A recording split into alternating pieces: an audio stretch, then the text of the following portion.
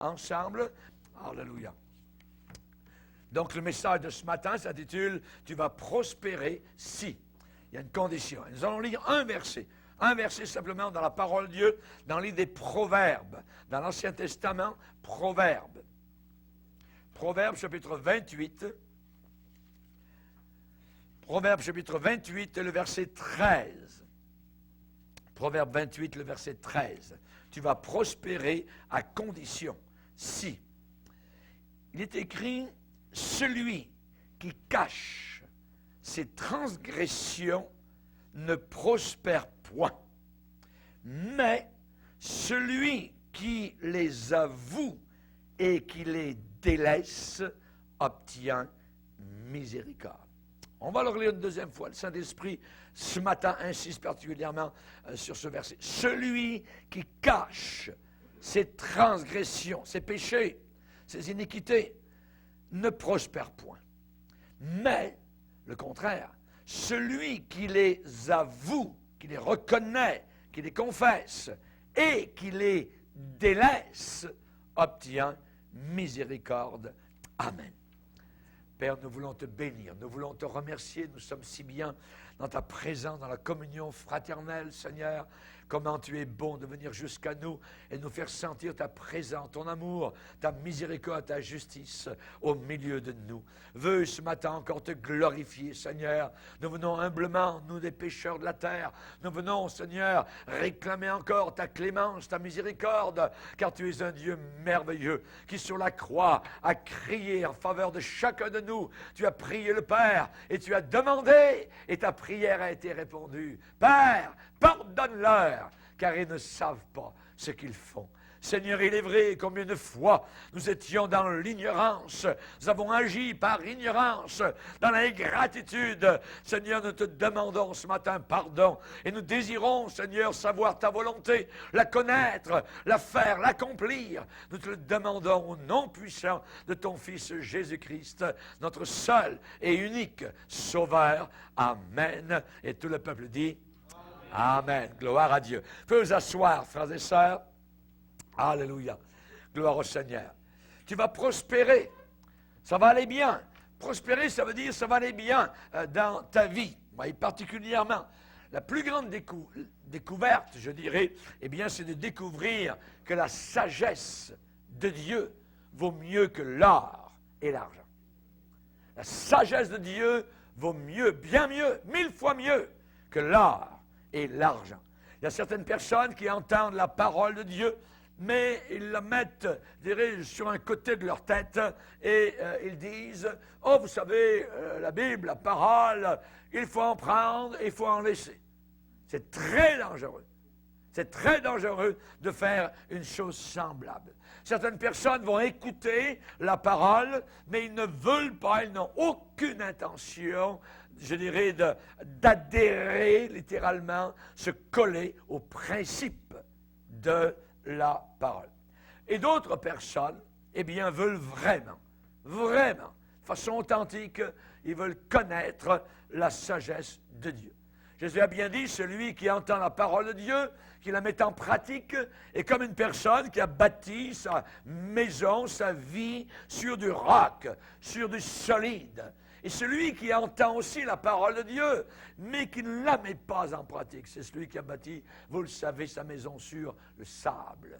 Et sur les deux maisons, les vents soufflent, les tempêtes viennent, les démons se déchaînent, mais une maison reste debout, l'autre tombe parce que la personne n'a pas mis en pratique la parole de Dieu. Et c'est la pratique d'obéir à la parole de Dieu. Le pasteur de Jérusalem, à l'époque, Jacques, va dire « Mettez en pratique la parole de Dieu et ne vous bornez pas à l'écouter en vous trompant vous-même par de faux raisonnements. » Par de faux raisonnements. Donc, je dirais que la réussite, le succès, sans avoir Dieu à l'intérieur de la définition de la réussite, eh bien, ça va laisser totalement l'homme sans la bénédiction de Dieu sur sa vie. Succès sans Dieu, c'est un échec. C'est un échec. Mais cependant, avoir Dieu dans sa vie, et, je dirais, ne pas accomplir, voyez, ne pas réussir à faire ce que Dieu désire, à faire ce que Dieu veut, c'est insulter l'Éternel. C'est aussi pire que de cracher à la face de Christ, comme l'ont fait les soldats romains. Dieu connaît bien plus sur le succès que l'homme ne peut le savoir, que l'homme ne peut connaître. Dieu connaît bien plus sur les besoins de l'homme, sur les buts à définir, sur la confiance, la puissance, le planning de vie que l'homme ne pourra jamais connaître. Imaginez quand le Seigneur a dit à Josué que ce livre de la loi ne s'éloigne pas de toi. C'est alors que tu réussiras dans tes entreprises.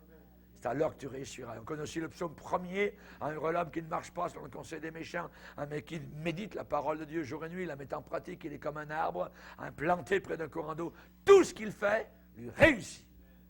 Ça marche avec ce genre de personnes-là. Amen. Donc, comme Dieu connaît toutes ces choses, et accorde et pourvoit, je dirais, la route même de notre réussite, alors ça serait totalement inimaginable de le laisser en dehors de nos plans. Non, nous voulons que Dieu vienne littéralement à l'intérieur du cercle de nos plans. Êtes-vous intéressé à réussir votre vie chrétienne? Amen. Êtes-vous intéressé, je dirais, à avoir du succès dans votre vie chrétienne, à prospérer dans le sens d'aller de l'avant? Amen, que ça fonctionne, je l'espère. Voyez, Dieu vous veut, je dirais, prospère dans le vrai sens du mot. Qu'est-ce que ça veut dire? Ça veut dire devenir riche? Non, ça veut dire que ça marche. Vous grandissez, vous croissez. Voyez, par exemple, Pierre va dire, attention aux païens. Attention à l'influence des païens autour de vous, de peur qu'entraînés par l'égarement des impies, vous ne veniez à déchoir de votre fermeté. Vous devenez plus lousse, c'est dangereux. Restez ferme, voyez, ne suivez pas l'exemple des païens. Et il dit au contraire, croissez, grandissez, allez de l'avant, prospérez dans la grâce et la connaissance de notre Seigneur Jésus-Christ. Il n'y a personne de nous ce matin qui est arrivé à la fin de la connaissance de Dieu en disant, pouf, j'arrive au mur, il n'y a plus rien à connaître du Seigneur. Jamais de la vie. Même dans l'éternité, on aura toujours à apprendre. Il a mille et une facettes que nous ne connaissons pas et on peut toujours aller de l'avant avec le Seigneur. Donc Dieu veut que vous avanciez. Il veut que vous soyez fertiles et non pas stériles. Il veut que vous développiez, que vous étendiez, que vous fleurissiez, que vous soyez heureux et resplendissants. C'est complètement différent de péricliter, de tourner en rond, de la ruine, de dépérir, de flétrir. Il n'y a pas d'essor, il n'y a pas de progrès. On échoue, on avorte, le marasme complet. Dieu ne veut pas cela. Non, il veut que nous allions de l'avant. Et dans le psaume 35, il est dit « Exalté soit l'Éternel qui veut la paix, la prospérité de son serviteur. » Amen. Dieu veut que nous prospérions. Amen. Il veut que nous allions de l'avant. Et l'une des plus belles promesses de la Bible, c'est dans le psaume 1er que je viens de citer. Le juste est comparé à un arbre planté près d'un courant d'eau. Quelle belle image, voyez. Un arbre qui est planté près d'un courant d'eau. Évidemment, ce type de personne, la Bible dit, tout ce qu'il fait, lui, réussit. Ça ne veut pas dire que c'est une réussite aux yeux du monde, mais c'est une réussite aux yeux de Dieu. Est-ce que la croix, est-ce que Christ cloué, finissant au milieu de son sang, a été une réussite? Yes! Alléluia. Certainement, la plus grande réussite, alléluia, justement, qui n'a jamais pu exister. Et si vous, à vos propres yeux, parfois, vous semblez que c'est un échec aux yeux du monde, ça peut être au contraire une réussite aux yeux de Dieu. Amen. Que Dieu soit glorifié. Amen. Je dirais tout de suite, quand on parle de prospérité, la plupart des gens pensent à être riches financièrement. Voyez, dès qu'on dit le mot prospérité, ils pensent à un château, à un bateau, voyez, ils pensent à des serviteurs qui vous obéissent au pied et à la lettre, au doigt et à l'œil, les deux pieds sur le bureau, la carte de crédit en main, il n'y a aucun problème, tout est rose, tapis rouge devant vos pieds. C'est pas du tout cela. Pas du tout cela, voyez. On dit le mot prospérité, certains pensent tout de suite à une flotte de Rolls-Royce, de Mercedes, avoir beaucoup d'actions en bourse et blablabla. Voyez, Dieu ne nous garantit pas la richesse matérielle. Paul a dit, j'ai appris à vivre dans la prospérité, dans l'abondance, mais aussi dans la disette. Et il était avec le même Dieu dans les deux cas. Voyez, il prospérait avec le Seigneur autant quand il avait beaucoup de choses matérielles, quand il avait très peu de choses matérielles. Autant quand il était à l'air libre que quand il était en prison. Autant quand il était, je dirais, en Israël en train de prêcher l'Évangile que lorsqu'il était sur un bateau prisonnier qui se rendait à Rome en train d'échouer. Paul était en train de prospérer dans n'importe quelle circonstance. Amen. Gloire au Seigneur. Que Dieu soit béni. Quand je parle du mot prospérité, je ne pense pas premièrement à l'argent, même si Dieu peut vous permettre d'en gérer beaucoup. Il faut bien comprendre l'intention de la Bible, voyez, le sens biblique du mot prospérité. Dieu vous veut prospère sans nécessairement être riche. Par exemple, alors que Joseph était en prison, alors qu'il avait un mensonge sur son épaule, la femme du patron avait dit que le jeune homme avait voulu l'abuser sexuellement. C'était un mensonge total. Et on l'a mis en prison pour cela pendant des années. Il est dit que pendant qu'il était en prison, Joseph prospérait. Amen. Alléluia. Ça veut dire qu'il croissait. Ça allait bien avec le Seigneur. Alléluia. Et ça allait bien avec même le patron de la prison et ainsi de suite. Et avec les autres prisonniers. Que Dieu soit béni. Amen. Gloire au Seigneur. La prospérité, c'est vivre une vie de bien-être général, alors que Dieu pourvoit à vos besoins et que vous jouissez de la bénédiction de Dieu sur votre vie. Que Dieu, vous savez, qu'il vous regarde avec un sourire. Et vous savez quand Dieu fronce les sourcils sur votre vie. Amen. Vous le savez quand...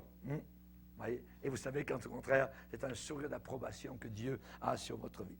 Êtes-vous déçu? Êtes-vous désappointé? Vous ne devriez pas l'être. Le plan de Dieu pour la prospérité se trouve dans Proverbes, chapitre 28, verset 13. Celui qui cache ses transgressions ne prospère pas. Il est bloqué. Il est bloqué. Il ne va nulle part. Mais celui qui les avoue et les délaisse obtient miséricorde. Amen. La raison majeure pourquoi nous ne prospérons pas au point de vue de Dieu, c'est plutôt simple. C'est peu compliqué, voyez. C'est que parfois il y a un péché non confessé dans nos cœurs. C'est aussi clair que de l'eau de roche, c'est aussi clair qu'un nez sur un visage, c'est aussi clair qu'une colombe simple. C'est très simple, voyez. En retournant la phrase du Saint-Esprit, il est dit, celui qui sort son péché de sa cachette, voyez, va prospérer. Celui qui dévoile, celui qui divulgue, celui qui exprime et révèle son péché va prospérer. Mais camouflé, dissimulé, enveloppé, masqué, maquillé, déguisé, fardé, se soustraire, voyez, là la personne est bloquée. La personne ne prospère pas. La Bible est claire, celui qui cache ses transgressions ne prospère pas. Il y a un adage ancien qui dit « errer et s'égarer, c'est humain. Mais pardonner, c'est divin. » C'est un adage qui est vrai, voyez. Mais on pourrait aussi l'exprimer, cet adage, d'une autre façon, en disant « errer est humain, et essayer de cacher cela est aussi humain. » L'homme cache depuis la nuit des temps, depuis Adam, depuis Ève, voyez. Adam a dit à Dieu, c'est pas moi, c'est la femme. Il s'est caché, il s'est maquillé littéralement, voyez. Ève a dit, c'est pas moi, elle aussi s'est maquillée, elle aussi a dissimulé, a dit c'est le serpent. Oui. Rappelez-vous, Caïn aussi. Quand Dieu est venu, il demande des comptes pour son frère. Suis-je le gardien de mon frère? Où est ton frère? Il venait de le tuer. Il y a peut-être encore de l'ADN de son frère ou des gouttes de sang sur ses doigts. Tout ça. Et oui, oh, Seigneur, mon frère, suis-je le gardien de mon frère? Caché, dissimulé. Voyez, celui qui cache ses transgressions ne prospère pas. Achan, rappelez-vous, lors de la bataille de Jéricho, Josué, commandant en chef, avait dit, vous ne prendrez rien, aucun butin de la ville. Aucun butin. Et quand la ville est tombée, quand les murailles sont tombées, un homme a vu dans une maison, oh, un beau manteau de chinière, de Babylone, qu'il est beau ce manteau, tout ça. Il l'a pris, Josué a bien dit, mais non, tu allais le cacher sous sa tente, creuser un trou. Il en est mort. Dieu l'a retrouvé. Dieu l'a retrouvé. Chers amis, caché a toujours été l'apanage de l'homme. Celui qui tombe dans le péché, c'est un humain. Voyez? Celui qui pleure et gémit sur son péché, c'est un saint. Et celui qui se glorifie de son péché, c'est un diable.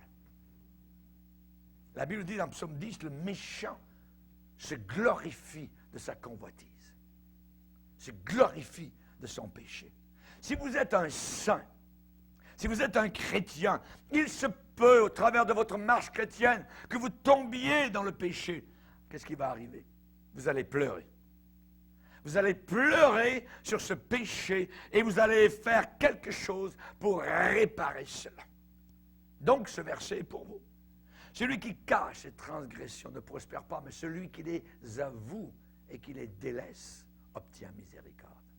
Amen. Obtient miséricorde. Merci Seigneur. Alléluia. Pascal, cet auteur français, a dit, il y a deux sortes d'hommes uniquement sur la terre. Deux sortes. La première sont les justes. Et les justes croient qu'ils sont pécheurs. Et la deuxième sorte de personnes, a-t-il dit, c'est le reste. Ce sont les pécheurs qui croient qu'ils sont justes. Amen. On va réfléchir ensemble, je dirais, quelques instants sur certains facteurs. Et ça va vous aider à enlever, je dirais, l'obstacle du péché sur le sentier de votre prospérité. On sait que Jean a écrit à Gaius, a dit, je souhaite que tu prospères à tous égards. Et Jean n'a jamais voulu dire, Gaius, je souhaite que tu sois très, très, très riche. Aujourd'hui, on a des milliers de prédicateurs faux qui vous disent que si vous acceptez l'Évangile, si vous croyez à la parole de Dieu, vous allez devenir très riche. Ça ne marche pas. C'est complètement faux, autant que la messe. Amen.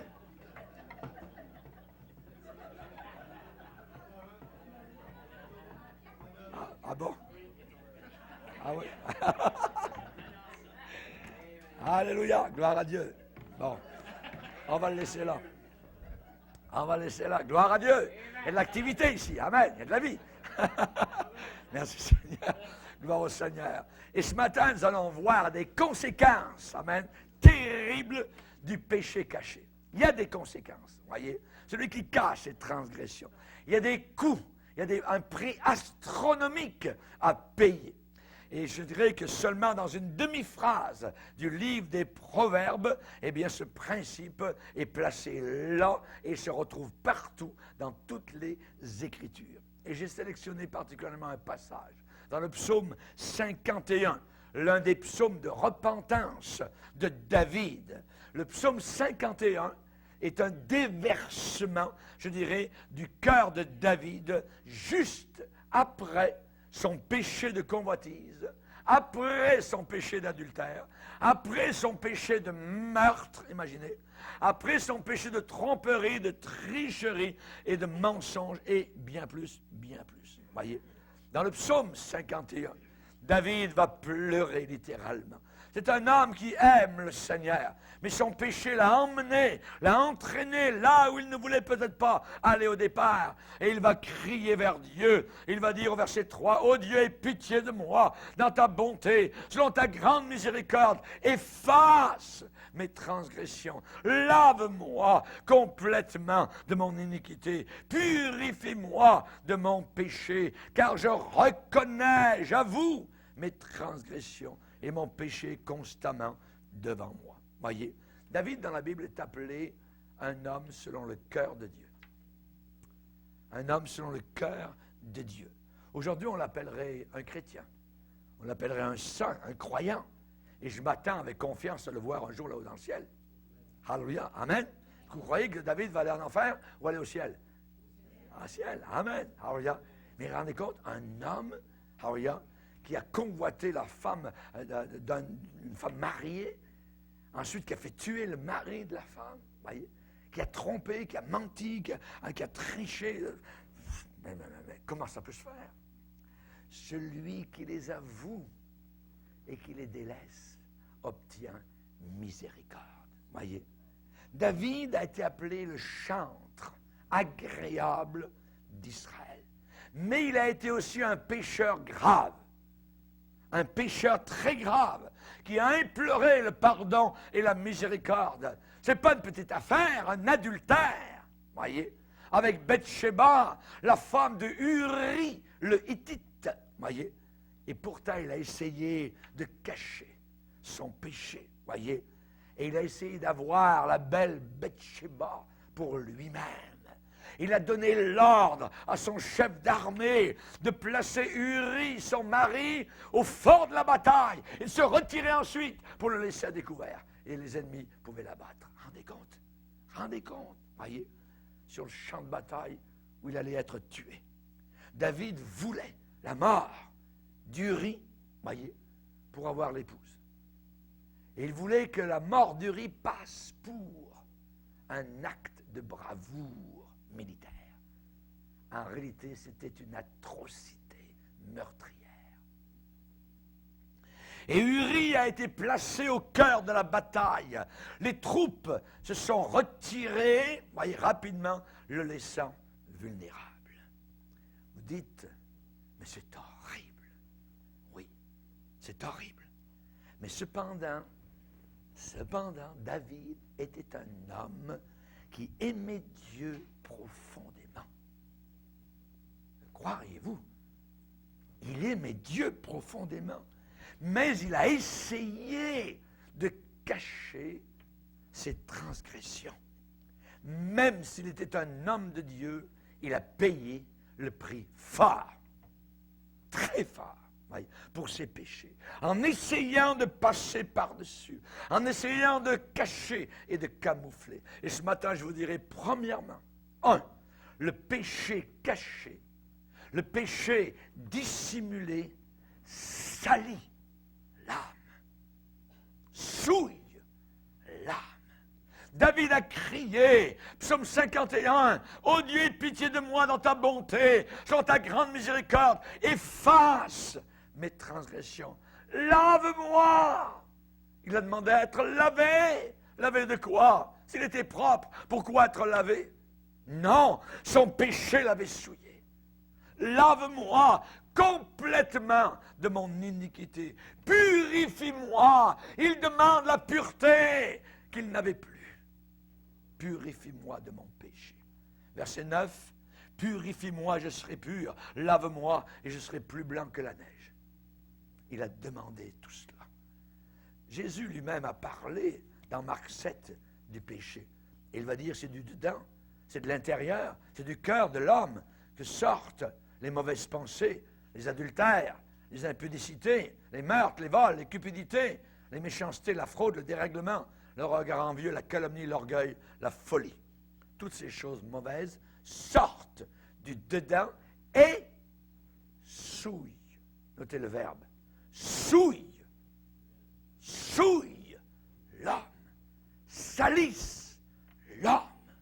David se sentait tout sale. Tout sale. Il était sale. Il y avait même un sacrificateur à une certaine époque, du temps de Zacharie, qui s'appelait Josué. Et Josué, la Bible dit, était recouvert de vêtements sales devant le Seigneur. Et Satan l'attaquait et l'accusait. Chers amis, si vous êtes chrétien, alors que vous péchez, et ça peut arriver, vous allez vous sentir tout sale à l'intérieur et à l'extérieur. Vous allez avoir ce sentiment de souillure, littéralement. J'aimerais vous dire, la personne la plus misérable sur la face de la terre, vous pensez que ce sont les païens? Non, les païens sont heureux. La Bible nous parle du bonheur du méchant. Voyez. La personne la plus misérable, ce n'est pas le pécheur, voyez, qui est sur le chemin grand et large, qui va en enfer. La personne la plus misérable sur la planète, c'est un saint, un chrétien, qui est sur le chemin du ciel et qui est tombé dans les pièges du péché. C'est une personne misérable. Vous parlez d'avoir les bleus? Vous parlez d'être morose, vous parlez d'être dépressif, vous parlez d'être ficelé, noyauté, serré. Il n'y a pas de pire sentiment que d'être en dehors de la communion avec le Seigneur. Le péché coupe n'importe qui de communion avec notre Dieu. Henry Longfellow a déclaré, je cite, « La nature de l'homme, c'est de tomber dans le péché. La nature de l'insensé, c'est d'y demeurer et de s'y vautrer. Mais, a-t-il dit, celui qui a l'esprit de Christ va se relever et il va délaisser le péché. » Amen. Alléluia. Jérémie a dit au chapitre 8, verset 4, « Est-ce que l'on tombe sans se relever? Est-ce que l'on se détourne sans revenir? » Et nous savons qu'à ces deux questions, la réponse est positive. Oui. Oui, on peut tomber, mais on va se relever. Oui, on peut se détourner, mais on va revenir. Amen. Nous connaissons le chemin. Nous connaissons la route. Dans la pièce de Shakespeare, Lady Macbeth pleurait et se lamentait après sa complicité, sa connivence, sa participation dans un meurtre. Et elle a déclaré, tous les parfums d'Arabie ne pourraient donner une douce odeur à cette petite main qui était sale, qui avait participé à un meurtre. David prenait probablement un bain dans son palais, dans une baignoire de marbre, en se servant d'un savon très parfumé. Certainement que David, dans son palais, dormait dans des draps de soie. Certainement qu'il devait se revêtir d'un vêtement royal. Mais cependant, même s'il était roi, il se sentait tout sale. Tout sale. Il a prié, efface, Seigneur, efface, lave-moi, purifie-moi. Il a demandé la désinfection. Il a réclamé la propreté, la netteté. Il a demandé d'être nettoyé. Le péché, à tous les coups, dans tous les siècles, pour tout le monde, salit, souille, laisse de la crasse, de l'immondice, la salissure, malpropre, la boue, les ordures. C'est une tache qui noircit. Celui qui cache ses transgressions ne prospère pas. Mais celui qui les avoue et qui les délaisse obtient miséricorde. Si vous pouvez pécher, si vous êtes capable de pécher et de ne pas vous sentir sale, je vais vous dire qu'est-ce qui se passe alors dans votre cœur. C'est probablement que vous n'avez jamais été sauvé. Je répète, si vous pouvez pécher, si vous êtes capable de pécher et de ne pas vous sentir sale, c'est probablement que vous n'avez jamais été sauvé. Aucun porc ne se sent sale. Aucun porc ne se sent sale, jamais. Voyez, au contraire. Le porc aime la boue, il aime la saleté, il aime la vomissure, la cochonnerie, il aime les eaux grasses, il aime la pâtée de porc. Voyez, pourquoi? Parce que c'est sa nature. Un cochon ne se fait jamais aucun souci pour la saleté, pour la puanteur. En fait, il les aime. La différence de base entre l'enfant de Dieu et l'enfant du diable, c'est quand l'enfant de Dieu pêche, il se sent tout sale. Et quand le non-sauvé saute dans le péché, il aime ça. Il aime cela. Un homme sauvé peut parfois faire un faux pas et manquer à ses devoirs et détester cela. Un homme sauvé peut parfois déchoir de sa fermeté et avoir de la répugnance par rapport à cette lâcheté. Un homme sauvé peut s'écarter parfois de son devoir et en éprouver du dégoût. Rappelez-vous Pierre, l'apôtre Pierre a pleuré amèrement après être sorti du lieu où il se trouvait. Un homme sauvé peut être coupable d'un écart de conduite, ça le dégoûte. Le péché va toujours attrister le Saint-Esprit béni qui est à l'intérieur du chrétien. Et la Bible dit, n'attristez pas le Saint-Esprit de Dieu par lequel vous avez été scellés pour le jour de la gloire. Voyez, si vous pouvez pécher, vous sentir, sans vous sentir sale, sans vous sentir malpropre, c'est un signe, soit que le Saint-Esprit n'habite pas dans votre cœur, pas du tout, voyez, ou soit que vous êtes devenu très, très, très, très endurci. Le péché endurci. Dans Hébreux 3, il est dit qu'aucun de vous ne s'endurcisse par la séduction du péché. La séduction du péché, ça endurcit. C'est la raison pour laquelle aujourd'hui, beaucoup de chrétiens ne pleurent plus dans les églises. Auparavant, nous venions à l'église, il y avait des boîtes de Kleenex partout, voyez. On louait le Seigneur, on avait des pleurs, ça, les femmes ne regardaient pas le make-up ou quoi que ce soit, s'en foutaient. Oui. Amen.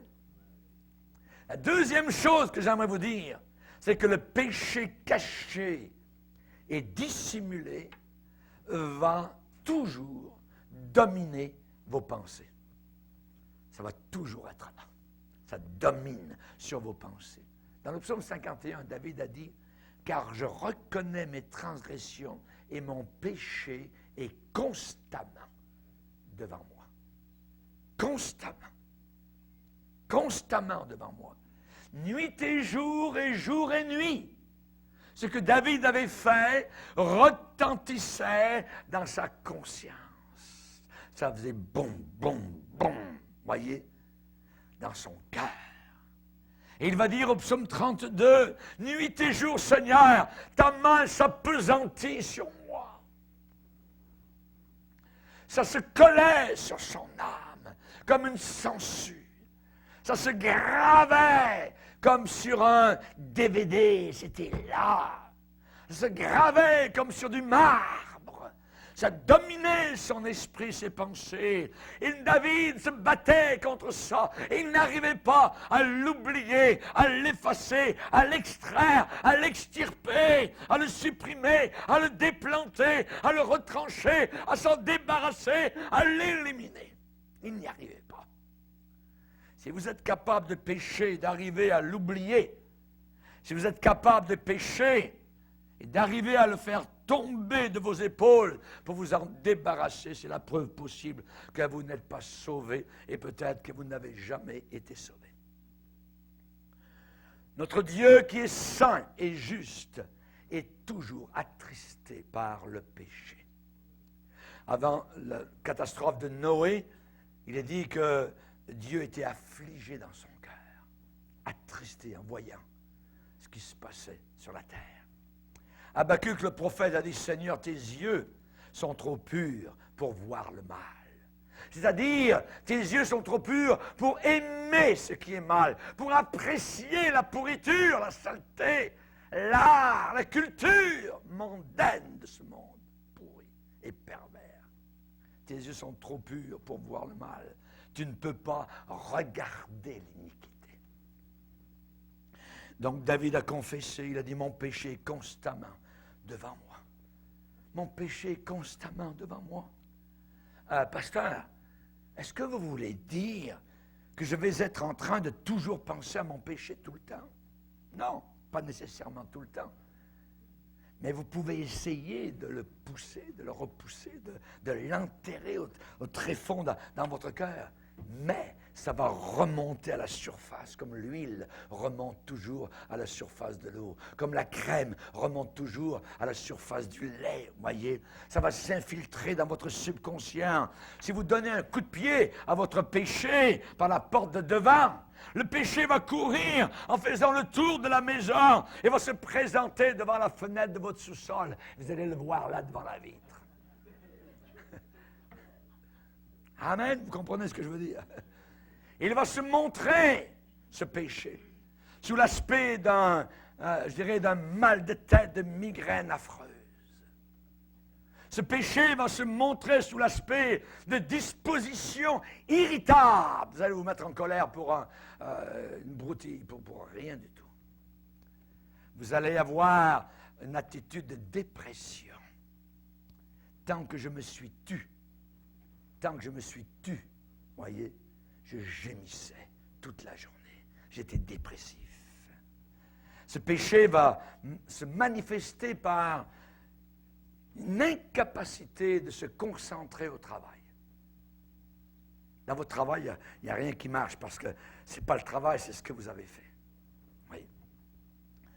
Ce péché va lever sa tête par votre incapacité pour, l'enlever totalement de votre tête, de vos pensées. David a dit plus tard, si j'avais conçu l'iniquité dans mon cœur, Dieu ne m'aurait pas exaucé. Dieu ne m'aurait pas exaucé. Pierre l'apôtre va dire, Marie, ayez de la sagesse, soyez sages dans vos rapports avec vos femmes, avec vos épouses, honorez-les comme devant aussi hériter de la gloire du royaume, afin que rien ne vienne faire obstacle à vos prières. Obstacle à vos prières. Et ça va se voir, ça va se démontrer par un manque de paix avec Dieu et avec les autres et avec vous-même, y compris. Voyez? Dans Isaïe 32, il dit, l'œuvre de la justice sera la paix, le fruit de la justice sera le repos, la sécurité. Vous serez en paix, voyez? Mais le péché sera toujours là comme un singe sur votre dos, jusqu'à ce que vous le reconnaissiez, jusqu'à ce que vous l'avouiez, jusqu'à ce que vous le confessiez, jusqu'à ce que vous le délaissiez et que vous acceptiez pleinement le pardon de Dieu. Celui qui cache ses transgressions ne prospère pas. Et celui qui les avoue et les délaisse obtient miséricorde. Il y a deux sortes de blessures dans l'esprit humain. Deux sortes. La première, c'est la tristesse, peut être triste. La deuxième sorte, la culpabilité. La tristesse, c'est une blessure ouverte, blessure béante. Ça peut être le veuvage, ça peut être un accident qui est arrivé, ça peut être une difficulté, un enfant qui est mort, quoi que ce soit. Tristesse, voyez. Mais votre cœur va guérir. Votre cœur va guérir alors que le Saint-Esprit va appliquer son baume de guérison. La tristesse, dans ce sens-là, c'est propre. C'est propre, voyez. Dieu répandra de l'huile de joie au lieu du deuil. Dieu donnera un vêtement de louange au lieu d'un esprit abattu, un diadème au lieu de la cendre. Le temps passant, le temps qui passe, la grâce de Dieu, eh bien tout cela mélangé va faire que vous allez guérir, voyez, de votre cœur qui a été brisé. Pourquoi? Parce que la tristesse est une plaie propre. Une plaie propre. Mais la deuxième chose, la deuxième blessure, la culpabilité, c'est une plaie sale. C'est une plaie sale. C'est une blessure sale, la culpabilité. Ce monde actuellement autour de nous n'en veut pas de la culpabilité. Il le repousse. Mais nous devons en parler. Nous devons en parler.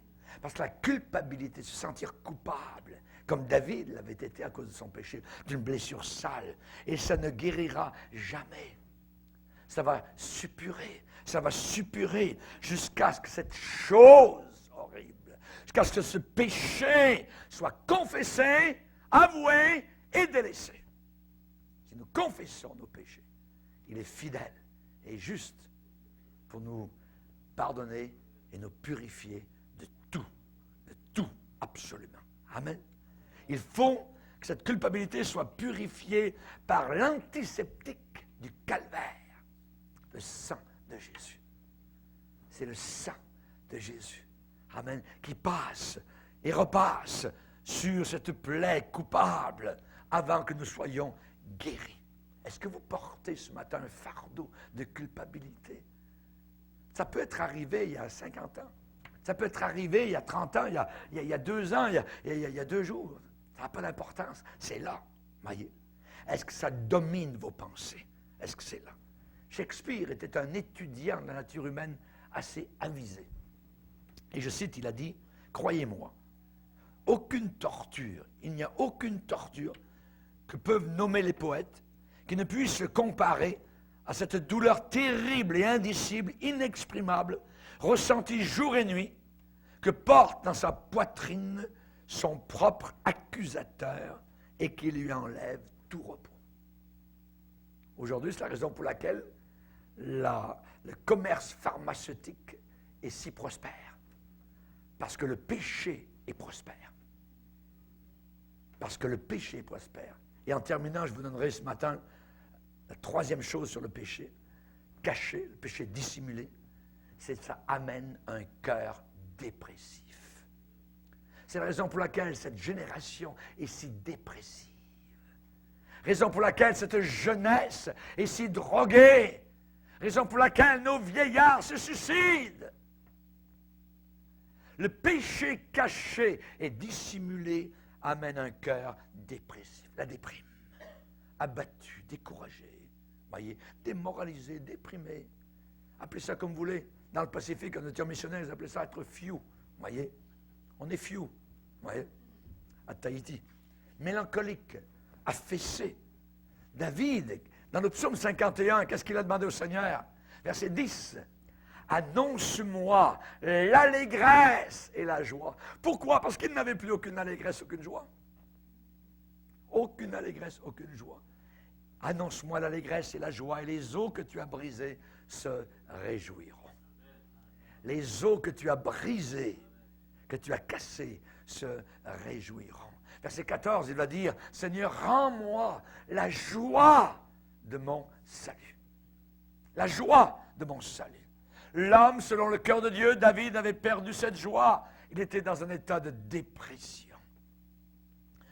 Dans la Lamentation de Jérémie, chapitre 5, versets 15 à 16, il est dit, « La joie a disparu parce que nous avons péché. » La joie a disparu parce que nous avons péché.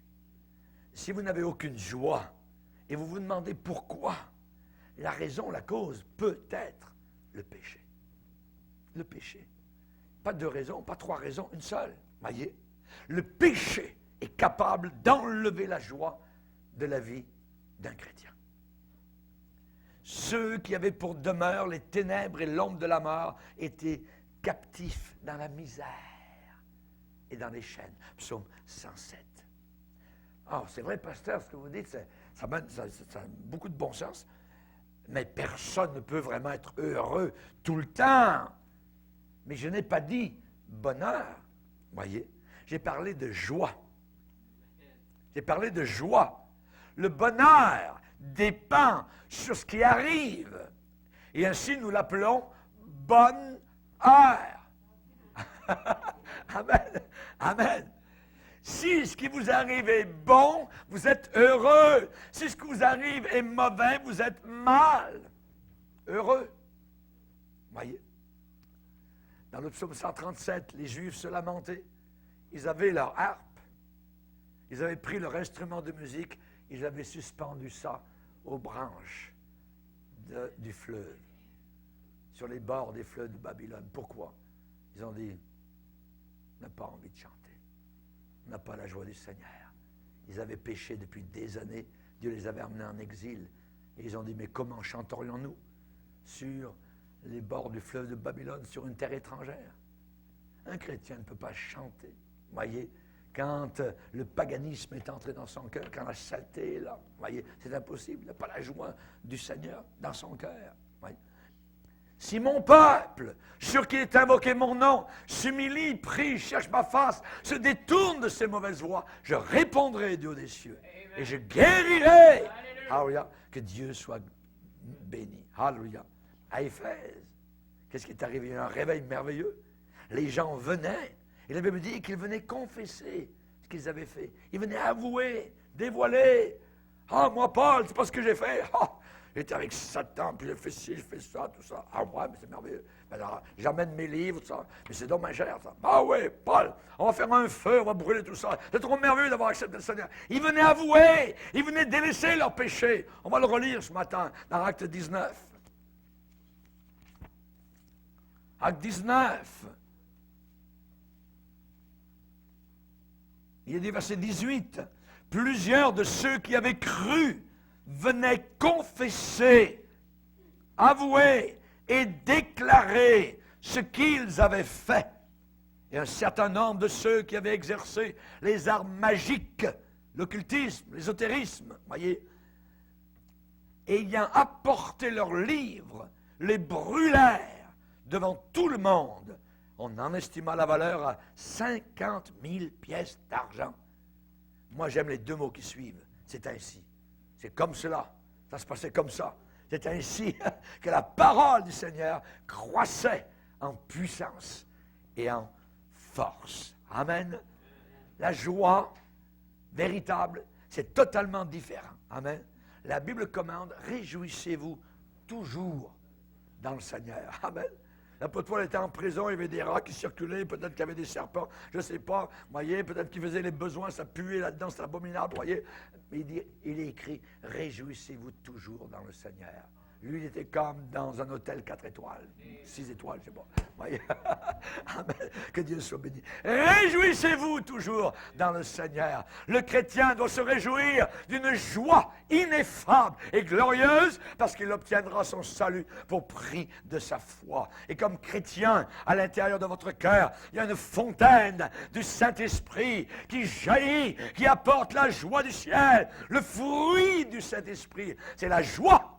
Amen. Que Dieu soit béni. Il y avait un père de l'Église, en terminant, je cite, il a dit, il existe une certaine joie qui n'est pas accordée à l'impie, mais seulement à ceux qui t'aiment, Seigneur, pour toi-même. Et c'est toi-même qui es leur joie la plus profonde. Voilà la vie heureuse, se réjouir en toi et à cause de toi, avec la joie que toi-même procures et accordes. C'est comme cela et non pas autrement. Baissons nos têtes et prions le Seigneur. Alléluia. Seigneur, tu es un Dieu merveilleux. Si ce matin, ton Saint-Esprit pointe son doigt vers un péché particulier, nous voulons l'avouer, le reconnaître, te le confesser. Nous ne voulons pas rester dans la stérilité, nous voulons être dans la fertilité. Nous voulons prospérer, Seigneur. Ta parole nous l'a dit ce matin, le Saint-Esprit nous l'a répété, nous l'a martelé. Celui qui cache ses transgressions ne prospère pas. Mais celui qui les avoue et les délaisse et quitte obtient miséricorde. Seigneur, nous demandons ce matin ta miséricorde, que ta paix, que ta joie véritable vienne habiter nos cœurs. Nous voulons te demander pardon pour nos égarements. Nous voulons te demander pardon pour nos fautes, nos agissements qui t'ont déplu. Nous voulons, Seigneur, tout mettre devant toi à nu. Seigneur, merci pour un pardon complet et total que tu nous accordes encore. Merci pour ta grâce qui se répand. Oui, il se peut que nous soyons tombés, mais nous voulons nous relever car ta main est là, prête à nous relever. Oui, il se peut qu'on se soit détourné, mais tu nous ramènes dans le droit sentier et nous sommes dans la joie. Et quand on me dit, allons à la maison du Seigneur, je suis dans la joie. Amen. Et tout le peuple dit, Amen.